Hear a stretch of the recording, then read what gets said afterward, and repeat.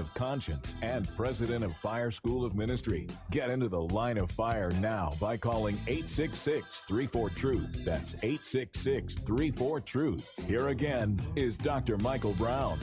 You know, these days, immediately before the radio show starts, I've got to take a look at has anything just happened in the news seconds ago?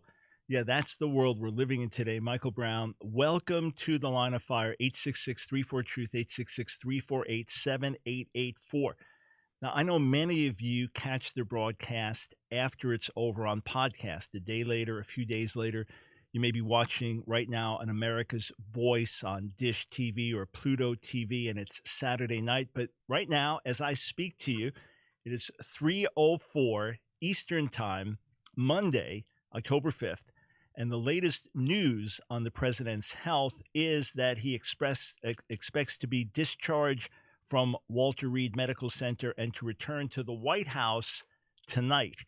So by the time you hear this, that may be old news. Maybe there'll be other changes suddenly that happen in the next few days, but that's where we are right now. So everything we say is based on the current situation, and the reflections that we offer are relevant today, but they'll be all relevant a month or a year from now. Now, I want to put a couple of questions out for you to call in, 866-348-7884. One is this: has the president coming down with COVID-19 changed your view at all about the virus, about wearing a mask, about safety, about wisdom? Has it changed your view at all? Has it made you more sympathetic with the president, seeing him go through something like this? Have you realized even more the importance of his reelection, the thought of what if it was somebody else filling his shoes? And in your own practice, is this influencing whether you will be more careful to wear a mask and abide by certain guidelines or not? 866-348-7884. Okay, let's watch the first video that President Trump posted after he had announced that he had COVID-19, and now he's going to be going to Walter Reed Hospital shortly after this. Let's listen to the first video announcement that he made. I want to thank everybody for the tremendous support. I'm going to Walter Reed Hospital. I think I'm doing very well, but we're going to make sure that things work out. The First Lady is doing very well. So thank you very much. I appreciate it. I will never forget it. Thank you. All right, so there he is in a jacket and tie. You think you're on your way to the hospital. You picture someone just kind of dressed casually or, wearing sweats or whatever, but he's dressed in jacket and ties, being presidential. And there was something very boyish about it all. We know the tough street fighter and all this, but there was something very boyish, like, hey, I'm doing okay. I think I'm doing okay. I hope I'm doing okay. I'm going to make sure I'm doing okay. The First Lady, well, she really is doing okay. I mean, there was something kind of innocent about it all, but then obviously he's trying to project a certain thing. And friends, I am not here to give a left wing or a right wing analysis. I'm not here to parse every word as the media has been doing breathlessly and understandably, trying to make sense of things. It's the president of the United States. It's a major issue. But I'm not here to get into a partisan discussion either way. I'm here to be your voice of moral sanity and spiritual clarity. I'm here to try to step back and get some divine wisdom. So I'm going to offer up some reflections on what we can learn from this and what our response should be in the midst of yet another shocking development. I mean, everything is uncertain. The reason I've said for months now that, God willing, on November 3rd, I'll be voting for Donald Trump versus Joe Biden is because we still don't even know that normal elections will be held. I mean, you're going to guarantee me there's not going to be something else wild that happens that we can't even go ahead with elections in person? And the other thing is, we're dealing with the oldest candidates running against each other in history. So you just know there's uncertainty about that. All right. And I'll get to a prophetic word, an interesting prophetic word from a younger colleague of mine, Jeremiah Johnson, that he published in January of this year about Trump collapsing about 100 yards from the end of the marathon he was running, and then being helped by two elderly ladies who represent the older generation of Christians praying for him to get to the finish line. We'll get to that a little while as well. But what I find so interesting is that you got this 18-second video, and you're trying to media's trying to parse every word. All right, he said he's doing well. He thinks he's doing well, but she is doing well. What does he mean? And then the doctors, what are they telling us? What are they not telling us? But that's the information you have. I'm used to doing that with the Bible, right? Where we dig into every word, we go to the original languages, we see how a word's used elsewhere, that kind of thing. But here, media's doing that with this little video from the president. Okay. Then video number 2, and this time he's at Walter Reed Hospital. Let's listen. We're getting great reports from the doctors. This is an incredible hospital, Walter Reed. The work they do is just absolutely amazing, and I want to thank them all, the nurses, the doctors, everybody here.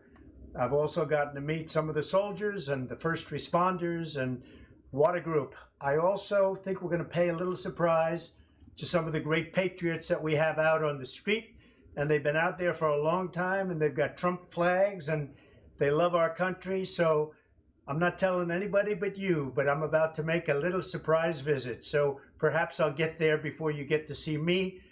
But I just, when I look at the enthusiasm, and we have enthusiasm like probably nobody's ever had. Our people that love the job we're doing, we have more enthusiasm than maybe anybody. So it's been a very interesting journey. I learned a lot about COVID. I learned it by really going to school. This is the real school. This isn't the let's read the book school.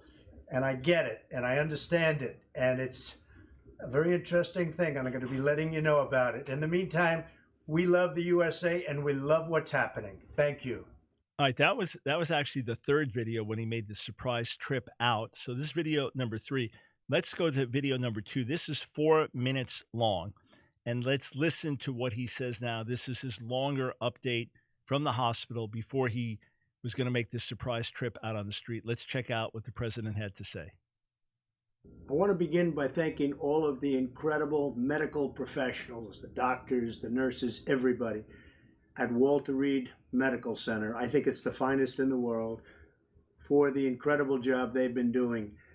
I came here, wasn't feeling so well. I feel much better now. We're working hard to get me all the way back. I have to be back because we still have to make America great again. We've done an awfully good job of that, but we still have steps to go, and we have to finish that job. And I'll be back. I think I'll be back soon. And I look forward to finishing up the campaign the way it was started and the way we've been doing and the kind of numbers that we've been doing. We've been so proud of it. But this was something that happened, and it's happened to millions of people all over the world, and I'm fighting for them. Not just in the U.S., I'm fighting for them all over the world. We're going to beat this coronavirus, or whatever you want to call it, and we're going to beat it soundly. So many things have happened.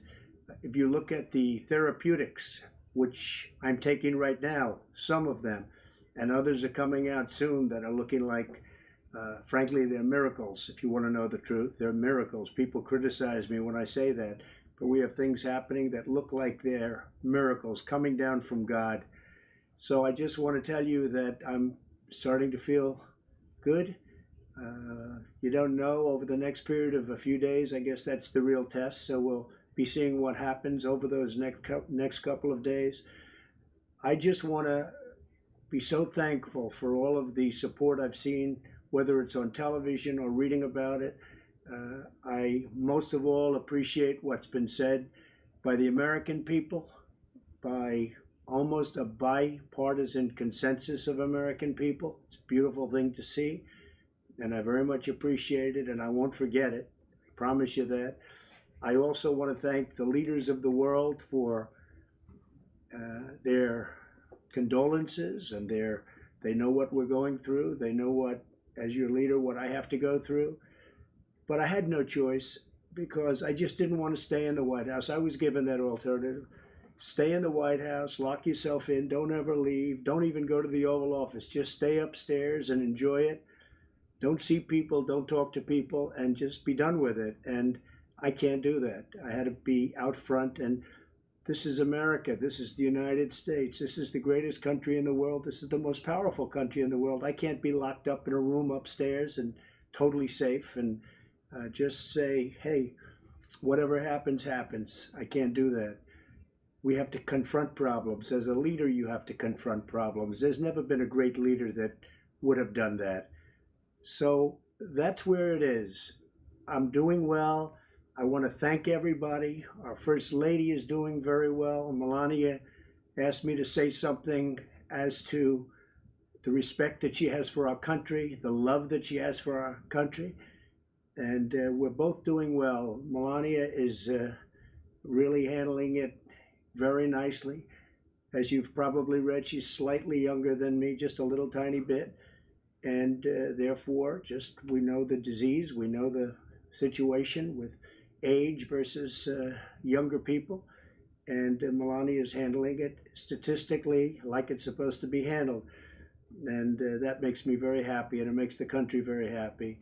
But I'm also doing well, and I think we're going to have a very good result. Again, over the next few days, we're going to probably know for sure. So I just want to thank everybody out there, everybody, all over the world, specifically the United States. The outpouring of love has been incredible. I will never forget. Thank you very much. So again, we're not here to parse every word. We're not here to analyze, was the president sicker than he was saying? Interestingly, we were playing a video clip, but for much of it, I didn't see it on my screen, which meant, maybe the same with those watching, which meant that I was just listening to his voice. So just hearing the voice without seeing the face, you can hear the voice is not totally normal. Obviously, the face not totally normal. Is that lack of makeup? Or who knows? We're praying for his recovery, praying for the safety of former Vice President Biden, praying for God's best for everyone involved, as all decent human beings should do. But regardless of the exact nature of everything going on, the medical treatments, what we're being told, and on, all the questions that others are discussing, I want to step back and bring some kingdom reflections. In other words, as God's children who worship at the throne of our Heavenly Father, who is the creator and sustainer of all, I want us to step back and offer some useful reflections. I think you're going to find this super helpful. We'll go to your calls as well. Stay right here.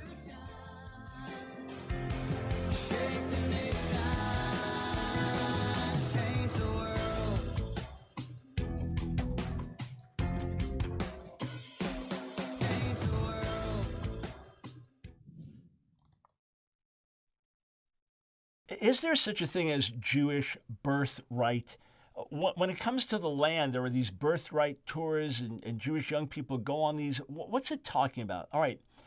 Since we understand that Israel is the ancient homeland of the Jewish people and the only homeland on the planet that God gave to the Jewish people as a lasting homeland, and since the restoration of Israel as a Jewish homeland in 1948 remains now a very, very important issue for Jews around the world, there are now more Jews living in Israel, say, than living in America. And just about as many Jews living in Israel as in all the rest of the world combined. This has not happened for millennia to have this situation. So, under the law of return, any Jew, if you have a Jewish mother, you can return to Israel and get citizenship. Now, they'll say, well, if you haven't converted to another religion, then they'll claim Jewish followers of Jesus have, and the religious Jews will try to keep us out.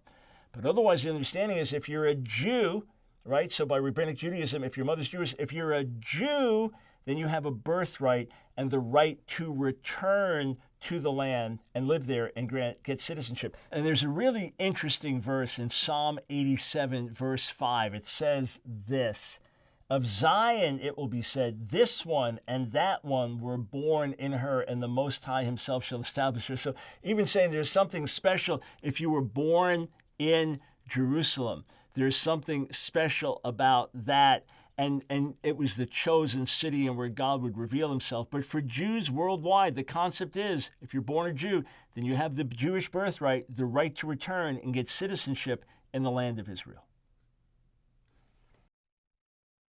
Living.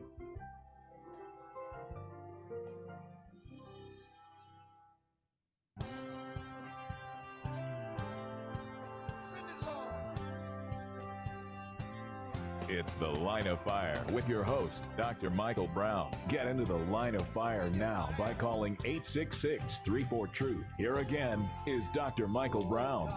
Thanks, friends, for joining us on The Line of Fire. You get to express your views. 866-34-TRUTH, 866-348-7884 is the number to call.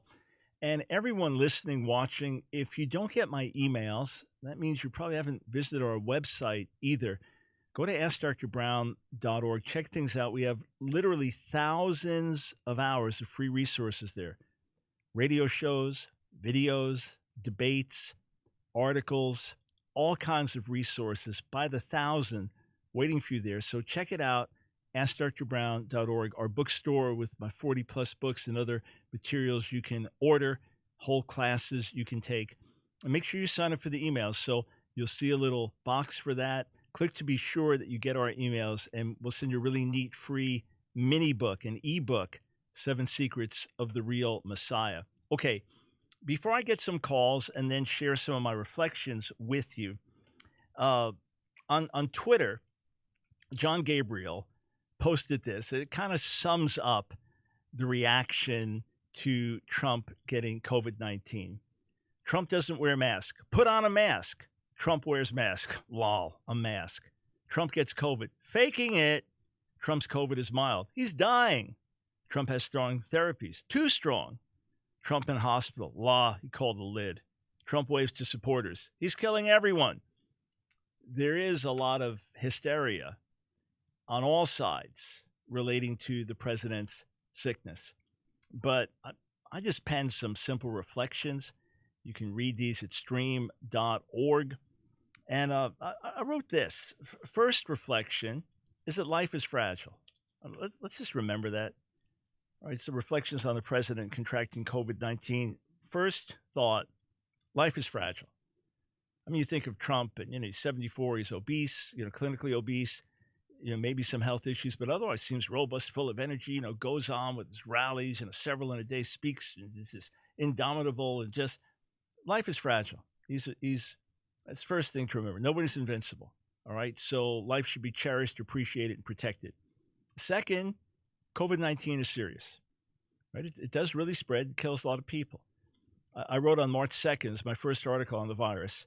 I said I said it's not an end-time plague from the book of Revelation, but I recognize the seriousness of this virus. And I went on to say that pandemics and epidemics are tragic reminders of the broken state of our world and of the frailty of our race. And while doing all we can to prevent and combat the spread of COVID-19, we should pray for the mercy of God. And then I also said we shouldn't let the virus paralyze us, but we shouldn't ignore it. And then number 3, there are cruel people on both the left and the right. There are people literally now, celebrities and others, literally praying for Trump's death, literally praying for it, praying for the virus to succeed, literally, and posting it, tweeting it, putting out videos, literally doing this. Well-known people. And there were people, when I just posted condolences to the Ginsburg family after her passing, oh, you're going to do that for Hitler now? So you got cruel people on both the left and the right. Conversely, there are decent people on both the left and the right. That's the reality, friends. That's the reality. So, yeah, the debate was fierce, and Joe Biden had a lot of insults for Donald Trump. But in fact, he immediately issues a statement. He and his wife, Jill, are praying for the full recovery of Donald and Melania Trump. And he says his campaign will suspend attack ads, during this time. Yeah, that's a classy thing to do. Of course, that's what you do. And the same way Tucker Carlson, who's known for his sharp tongue, Ruth Bader Ginsburg passes away. That night is basically, a commemoratory time about positive contributions.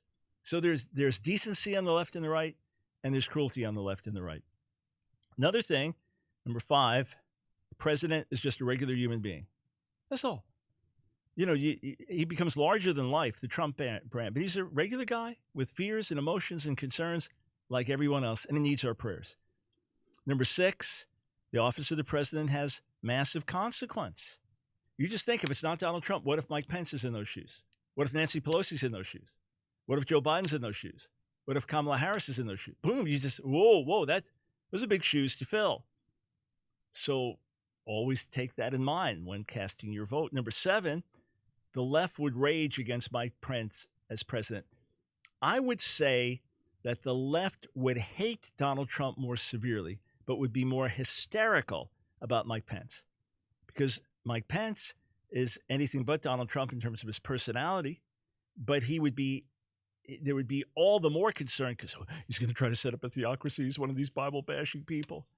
So you just watch. The more Mike Pence is a subject, the more the vitriol comes towards him. Number 8, no one knows what will happen on November 3rd. I'm believing we'll have normal elections on the day, but we still don't know. We don't know for sure what candidates will be living by that day. None of us know any of us will be here. But you understand what I'm saying? And then we don't know if there'll be clarity, if there'll be clarity in the outcome. All right. Number 9, the virus might change President Trump. Maybe he'll be gentler because of this, or more humble, or kinder. Right? These things do have an effect on us. Number 10, God is not sitting idly by hoping and wishing. He has a plan, and he's working it out in the midst of the chaos and confusion. So I tweeted this October 2nd. Of this, I'm sure, in the midst of the political chaos, the virus, the shutdown, the protests, the riots, the SCOTUS seat, and now the president's positive COVID test, God has a plan, making our prayer simple. Your name be hallowed, Father. Your kingdom come. Your will be done. Can we agree on all of us praying in that way? All right, let us go to the phones, and we'll start in Calgary, Canada. Jacob, welcome to the Line of Fire. Yeah. How you doing? Yes. Hi, I'm doing good, Dr. Brown. Shalom. Shalom. I just wanted to ask, have you heard of the prophecies of a humble pastor in Kentucky named Dana Coverstone? Sure. Yeah, those have gone totally viral. That's how we all heard of him in the last few months. Yeah, so for those who haven't, he had shared with others in his church and his leadership that he had visions, dreams of the plague coming, the pandemic, and different things like that. And then he had seen increased persecution against believers in the country and felt to especially circle the months of September and November as calamitous months in the nation. So folks, those went viral, and folks have been asking me about my impression. So would you like me to give my thoughts on them? Absolutely. Yeah. And, I could let you know one thing. I believe he is genuine about those dreams and visions. In fact, when I saw the YouTube video regarding this on July, for the month of September, guess what happened in September? There were fires, historic fires in 10 Western American states.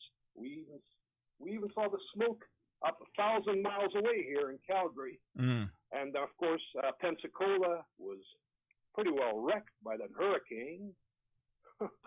So it seems his September vision was right on the dot. Right. So Jacob, here are my thoughts. I don't know Pastor Dana personally, but yes, everything had the mark of genuineness to me, including the unprofessional way that the video was taken. Not even holding the phone the right way for just all of that was. In other words, the last thing in his mind was that I'm about to record something that millions of people are going to watch. He just felt to get it out. So the genuineness, without knowing him at all or knowing anyone who knows him directly, I don't question the genuineness. Number 2, I don't question that God revealed in advance what was happening to some of his people. I question the idea that you can just go to prophets and say, what's God showing you about the future? I think we make a mistake when we do that, and that's happened with prophets saying, COVID would diminish by mid-April. And so, well, that didn't happen. They were wrong. But I think part of the wrongness was when you go to people and say, okay, what's the Lord showing you? And let him speak, let him determine what should be revealed and what not.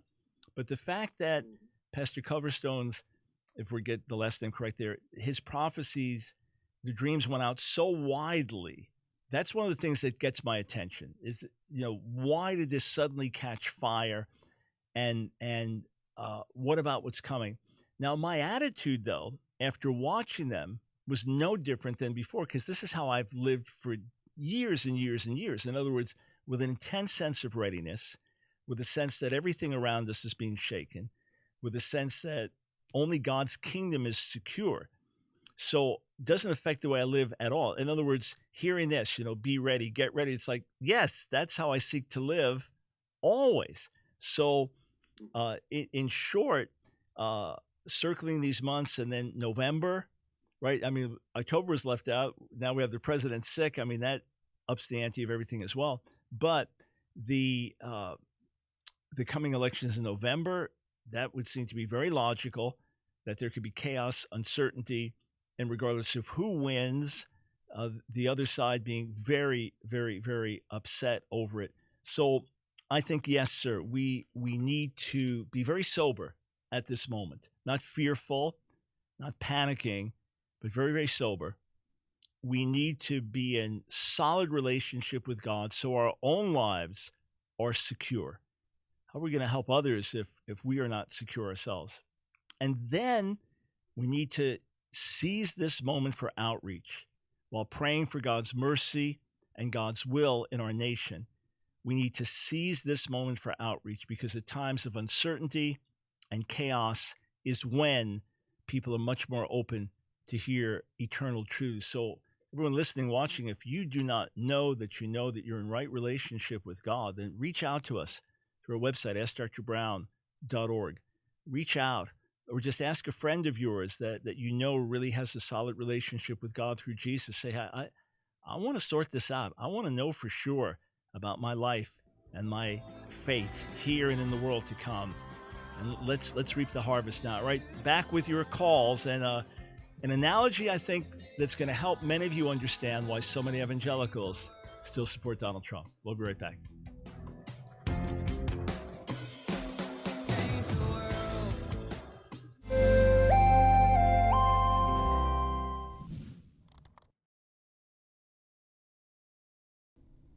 Is it true that all sins are equal? That sin separates you from God, period? That Jacob teaches that if you break one commandment, you break them all. You're now a lawbreaker. If you commit adultery, well, you've broken the law, therefore you're a lawbreaker, and all sins are equal. Is that true? Well, no, it's not true that all sins were equal, and nowhere does the Bible teach that all sins are equal. All sin is deadly, all sin is wrong, all sin has negative effects, but no. Of course not. All sin is not equal. Now, the Bible tells us that explicitly. For example, in John, the 19th chapter, as Jesus is dealing with Pontius Pilate, he says this in John chapter 19. He says that the people that delivered me over to you, they've committed the greater sin. He said, you would have no authority over me at all unless it had been given you from above. Therefore, he who delivered me over to you has the greater sin. There is such a thing as greater sin. In Matthew 23, Jesus speaks to religious leaders and said, okay, you tithed scrupulously, you gave okay, you did that, great. He said, but you neglected the weightier matters of the law, justice, mercy, and faith. One of my colleagues likes to explain it like this. A man comes home from work one day and his wife says, hey, didn't you have that big business luncheon? How was it? And he says, well, it was good, but I'm a little embarrassed. I was a real glutton today. I mean, I kept eating those dinner rolls were so good. Then I had this extra dessert. I like pigged out today. I'm a little embarrassed. He goes, oh, honey, come on. It's a special business luncheon. It's no big deal. He goes, oh, okay. Next day he comes home from work. Hey, how was work today? Well, good. I mean, I had sex with 3 different ladies during the day. I just kind of went off with these different ladies. I had sex, but, oh, is she going to react the same way to that she reacted to the overeating the day before? Obviously not. And when you go back through history and look at how God judges Israel, he doesn't judge them because I had a wrong thought. No, he judges them because they were murdering each other, because they were sacrificing babies to idols. He judges them because of the evil they committed on a serious level and on a repeated level over a period of time. Which is worse, if I think a wrong thought about someone, or if I carry out that thought and then I carry it out repeatedly? Obviously, all sins are not equal. Jesus died for all of our sins because sin, period, separates us from God. But no, all sins are not equal. Common sense tells you that. The Bible tells you that as well, even speaking of some sins that are unto death in a unique way. It's The Line of Fire with your host, Dr. Michael Brown, your voice of moral, cultural, and spiritual revolution. Here again is Dr. Michael Brown. It can be really confusing today when you read headlines on two different news websites and they tell you opposite things. Read the coverage on a conservative website about the president's health as he's battling COVID-19, and it's upbeat, positive, doing well, could be discharged, responding well to medications. Then you go to a liberal website, left-wing website, and he's dying and this being mishandled. It's really wild, really wild. 866-348-7884. Has the president coming down with COVID-19 changed your view about how dangerous this is, what our own approach should be, how we should be responding? I posted a Twitter poll and asking the question of wearing a mask and how you feel about it. And let's see here. Here we go. So this was posted right now as I'm speaking to you, October 5th, 3:34 p.m. Eastern time. The poll is about 3-something hours old, 1,000 votes already on our Twitter feed. This is a completely anonymous poll, so please answer candidly. Do you believe that wearing a mask helps to protect either you or others from COVID-19? So does it help, right? Not guaranteed, but does it help protect either you or others from COVID-19? 31.9% answered absolutely. 30.6% said not sure. 37.4% said not at all. I would have answered not sure because I'm honestly not sure what works and what doesn't work and what's better for you or for others. I wear the mask because of legal requirements, and I wear the mask out of love for my neighbor. But do I know? I don't know. But interestingly, it's here maybe reflecting certain conservative Christian views. They don't take it that seriously. I don't think it works. So is this negligence? Is this foolishness? Is this being cavalier? Or is this that we just don't trust what the government says, what the media says, all the changing views? And fair questions. Are Americans just like independents? We're going to do what we want to do. We don't want to be inconvenienced. Where's the love in that? These are questions before us. Now they're coming with great intensity and rapidity because of the president and now White House Press Secretary Kelly McEnany and on, different ones close. And then senators, then I have Republican senators. This is going to affect the vote for Amy Coney Barrett. Think of that. That if certain senators couldn't be there for the House Judiciary Committee to make sure they have a quorum to get the nomination of Amy Coney Barrett all through to the Senate to vote, because, either side is going to do what they can, one to push it through, the other to stop it. Wouldn't it be wild if they couldn't because of the virus? They got the virus because they were at the meeting announcing her nomination. Yeah. It's good to know that God is God and that we don't have to figure all this out and that we can worship him and then be practical and be wise. 866-34-TRUTH. One caller said that presidents coming down with virus is unaffected wearing a mask or not. Views remain the same. Let's go to Raleigh, North Carolina. Mo, welcome to the Line of Fire. Hello, Dr. Brown. How are you? Doing well, thank you. Good. It hasn't changed my opinion. I don't know. I'm not a scientist, but I wear it because the scientists say you should, and it's a good thing to do for your neighbors, protect your neighbors. Mm-hmm. Now, as far as the president himself, as soon as we heard our prayer group went into prayer for the president, Mm-hmm. I'm not a supporter of the president. I'll be very honest. Yeah.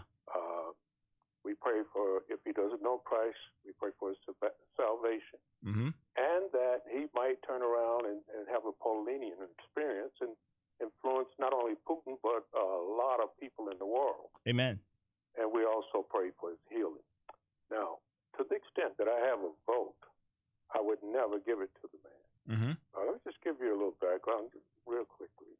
I am a believer, and I am a conservative believer. Mm-hmm.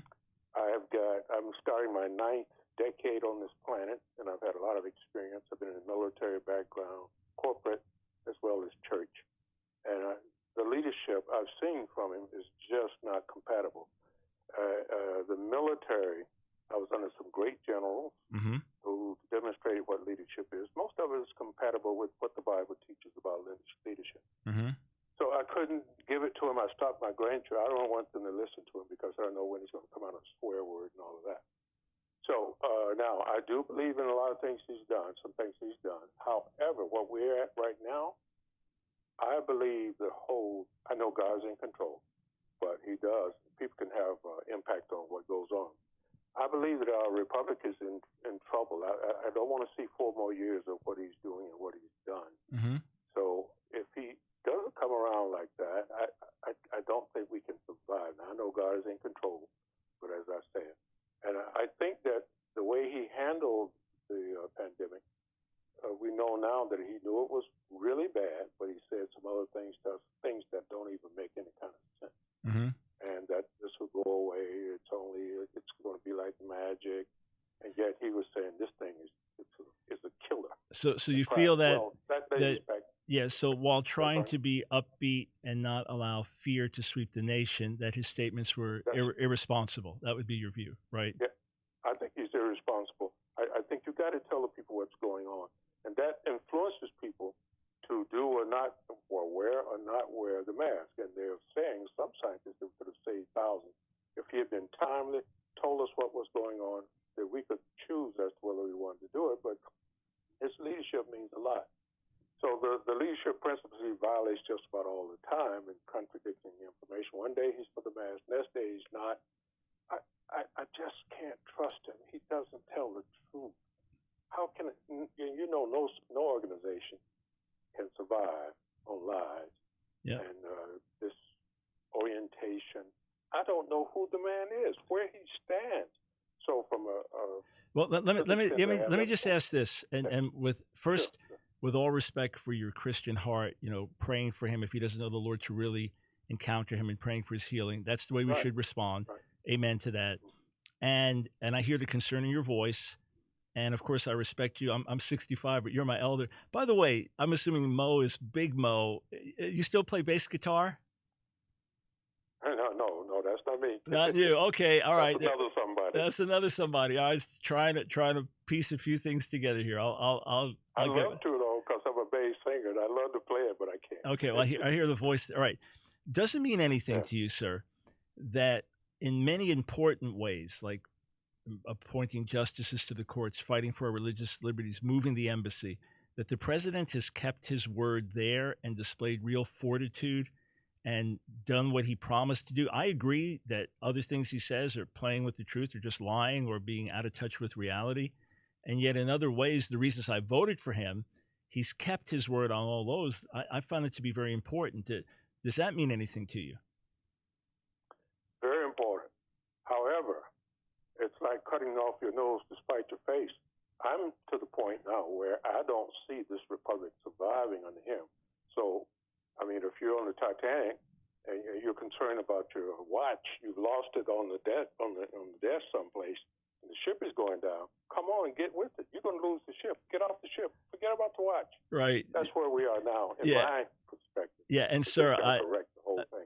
Again, I appreciate your gracious spirit and the humble way that you put things forward, in the honest way. And I know other committed followers of Jesus who feel exactly as you do. And then others that would be in my camp would say that the Titanic going down is the state of the nation, that Trump's weaknesses and flaws and mistakes, etc., are more like trying to find the watch. That would be the debate. But my brother, thank you for calling in. That's why we have Live Talk Radio. And maybe one day we'll meet face to face when none of us have to wear masks. Hey, thank you again for the call. God bless. 866-34-TRUTH. In a moment, I'm going to share with you an illustration that I put in writing. I don't think I've ever used something quite like this before, really anything exactly like this before. So I'm going to share with you something that will help explain. And I know our brother Mo is aware of these things, but just to lay out why so many evangelicals still strongly support Donald Trump, especially after the debate, you think, God, what could have been less evangelical, less Christian than the way they behaved in the debate? You say, yeah, but if you look at the transcript or watch the video again, you'll see that once they went back and forth, there had been no interruption before then, and then Joe Biden started interrupting Trump, and then Chris Wallace started. The first 6 interruptions were them interrupting him, and then it's like, you want to play like that? Fine. I understand that, but there's still, okay, you push back a little, and then if others stop interrupting, then you just play it even. How could the support be so strong even after that? Well, I'm going to explain that. But I'm so glad that on this show that folks are listening and watching and happy to share different viewpoints, and that ultimately we can unite around Jesus even if we differ about Trump. Because I preach Trump. I preach, if I preach Trump, I'm in trouble. I preach Christ crucified and resurrected, not Trump elected and re-elected. If I preach Trump, I'm in big trouble. If I preach Jesus, I'm in harmony with God. But when it comes to vote, I'm voting a certain way. And I respect my brother who feels he has to vote differently. Let us go to Howard in Greensboro, North Carolina. Thanks for calling the Line of Fire. Hello, Dr. Brown. Hey. A personal experience when it comes to masks, I'm not necessarily a fan of them. Where I work is in higher education, and we have a mandate that everybody that comes to school as a student and the instructors, when we interact, must wear a mask. Mm-hmm. We had a student who, unbeknownst to us at the time, was walking around the building with COVID, positively tested, and at the end of the week, actually went to the doctor and got tested and proved positive. But even though he had been walking around our facility for a week, nobody else came down positive. And we mandate masks in the building when we're interacting. So I don't know. I mean, I've watched all the videos of what happens with masks, and don't know that it's necessarily quantifiable like that, but I guess they do something. I can't think of any other reason why this young man walking around our building, interacting with everybody within it, and nobody else came down sick when he did test positive for the COVID after being in our building a week. So, yeah. Well, thanks, Howard, for sharing that. I mean, that's a powerful anecdote. I wonder, are there studies out there analyzing the millions that contracted this? How many were wearing masks and following guidelines, and how many were not?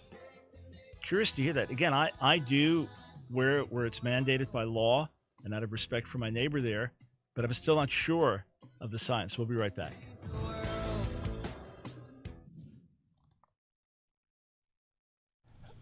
Maybe you've heard it sung, L'chaim, L'chaim to life, L'chaim, L'chaim to life. Maybe you've seen a Jewish toast or participated, L'chaim, L'chaim. It is literally to life, Chaim, life, and Le, to, L'chaim. So there are verses in the Bible that talk about something leading to life. For example, Proverbs chapter 11, verse 19. It says this, whoever is steadfast in righteousness will live, but he who pursues evil will die. And it's literally, it is to life. Whoever is steadfast in righteousness, it is to life. But it has come to mean something more than that. It is a toast. It is an expression of hope, l'chaim, that all will be well for you, that you'll be blessed. L'chaim is not just that you live, but that you live a good life, that you live a blessed life, that you live a life of health and safety, the kinds of things that you would wish for someone. Here, just think of this. If I ask you, hey, here's a young couple and they're getting married, would you pray a blessing over them? What would you pray? Lord, may their love deepen over the years. May their union be unbreakable. May they experience your favor. May you bless them with health. May you bless them with children. May you grant them the holy desires of their heart. You'd pray those kinds of things over someone. You'd bless them. That's l'chaim in essence. That's what it's all about. And I can say that for every person because that's my desire, that their lives would be in harmony with God, and in harmony with God, therefore, be blessed. But a Jewish atheist could use it because it's not just a religious expression. It's an expression of well-being. So, to all of you watching, to life, l'chaim. That's my heart prayer for you. Activist, author, international speaker, and theologian Dr. Michael Brown. Your voice of moral, cultural, and spiritual revolution. Get into the line of fire now by calling 866-34-TRUTH. Here again is Dr. Michael Brown. Remember to visit our website, askdrbrown.org, askdrbrown.org. Sign up for our emails. Get all kinds of special announcements and resources sent your way. Get a free mini ebook when you sign up. And then let us know how you heard about the website. They'll have some choices there when you fill that out. So do that. We want to send some free stuff your way to be a blessing to you. 866-34-TRUTH. A couple of headlines over the weekend. Wall Street Journal. Biden scores 14-point lead over Trump in poll after debate. Whoa.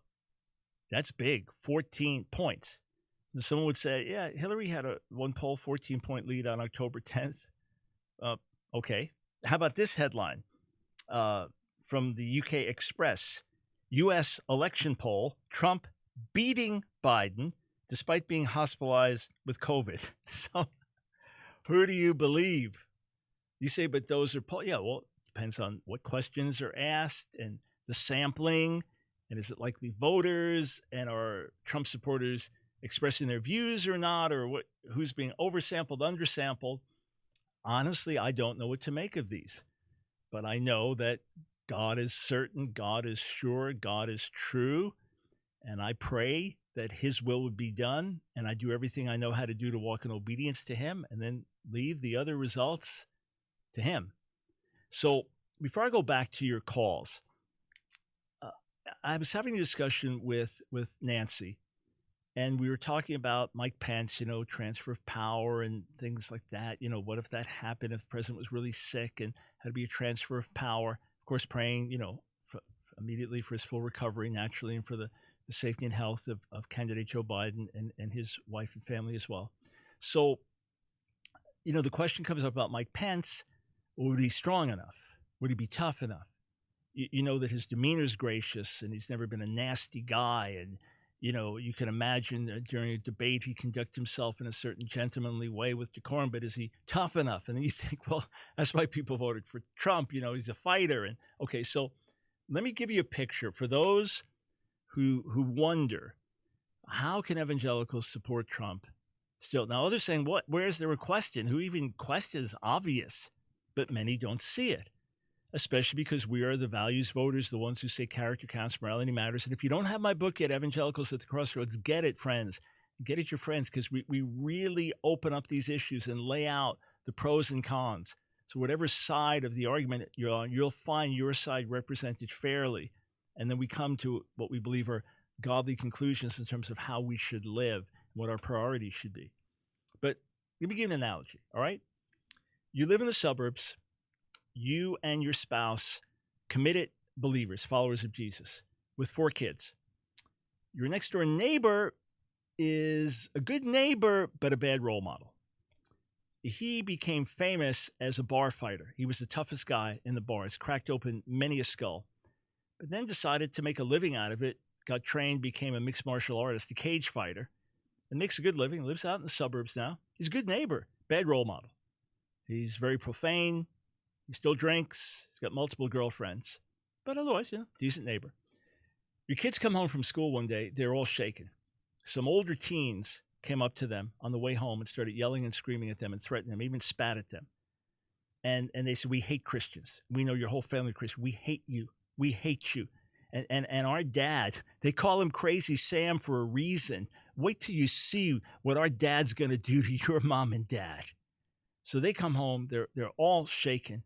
Before you can really process, figure out what to do, there's a knock on your door, and it's this furious-looking guy with murder in his eye, Crazy Sam. It's the dad. And he's got a couple guys with him.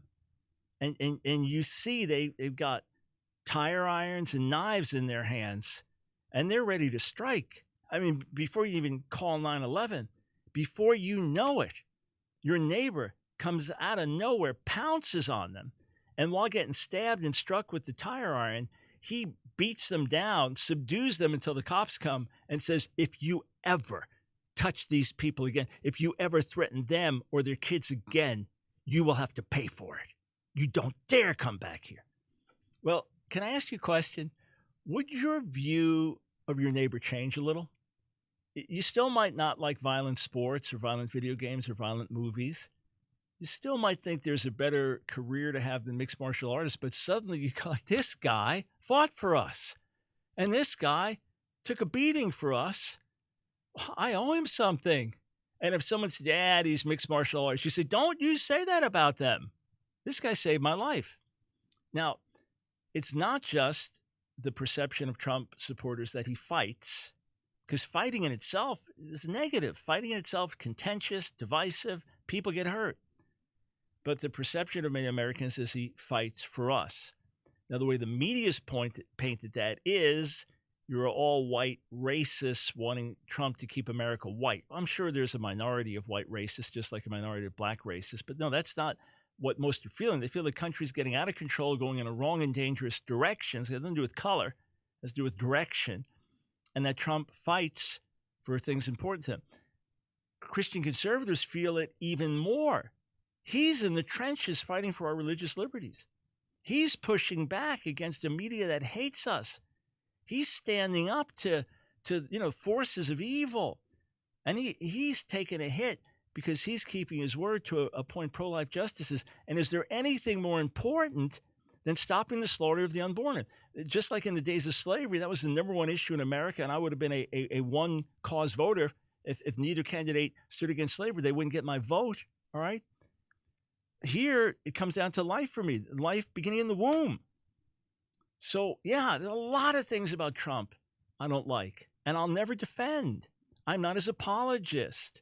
I won't defend that. I won't proclaim him as savior. I won't look to him, putting my hope in him, but I will vote for him. And for those who say, how can evangelicals do it? That's the perception, that he got in the trenches and fought for us when he could have just lived his life as a rich, famous man. Yeah, fine. I'm sure that lots about him being Trump, the biggest man in the world. And fine. I'm sure there's narcissism in there too. He's a human being, fleshly, sure. But in terms of his actions, he's fighting for things really important to us, really, really important to us. That's why we vote. I have that in an article. If you haven't read it yet, it's on our website on the stream. Once again, why so many evangelicals support Trump. All right, let's go to William in Wilmington, Delaware. Welcome to the Line of Fire.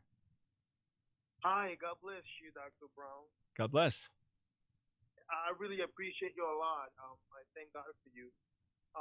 My question is slash statement. Yeah. Because I have some siblings and some people. I don't want to argue with no one. I'm over that. I'm 48 years old. Yeah. And I just like to ask a lot of questions. And I just do not get when I hear a Christian that has two options. One of them is someone that will kill millions of babies, and someone that is fighting for those babies that get killed. Yeah. Yes, there are other issues, of course, character flaws and stuff like that on both sides. But when it comes down to you and me having this option to keep many, many babies alive and that blood not to run through our hands and one day give account to God, I guess my question is, why do Christians having that option, and again, all things considered, why do they don't see it? And I have to, I've come to the conclusion that it's got to be a spiritual thing. It's something, it's a spiritual issue, isn't it? Well, I mean, ultimately, William, there are spiritual issues on all sides that can give us greater insight, or if we're on the wrong side of it, can blind us. I would say this, William, it's that basic to me as well, all right? But at a certain point, we would draw a line. In other words, if Trump was fighting for the life of the unborn, but was getting high in the White House, getting drunk, having parties with scantily clad women coming in and out and saying, hey, this is what I want for America, you'd say, okay, I can't vote for the man. So those I know, or a brother like Mo that called in, sincere Christians that can't vote for him, feel that who he is at the helm of our nation does more harm than good. In other words, you look at the good with pro-life, you look at the good with religious liberties, you look at the good with moving the embassy to Jerusalem, you look at the good with helping the economy, you look at the good with pushing back against international terror and Islamic extremism, all of that. And they'd say, yeah, but the destruction he's brought by his character and lies and divisiveness is worse. Now, I don't agree with that. I don't agree with that at all. I believe that the scales tip the other way.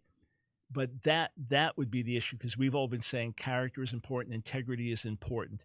And by the way, Felix, William, thank you for your call.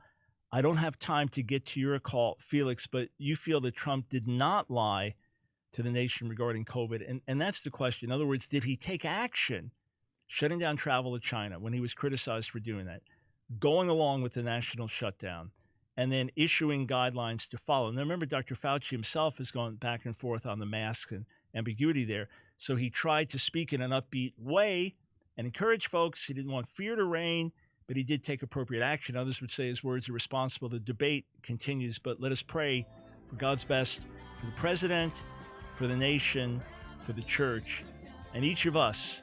Here I am. Lord, use me to make a difference.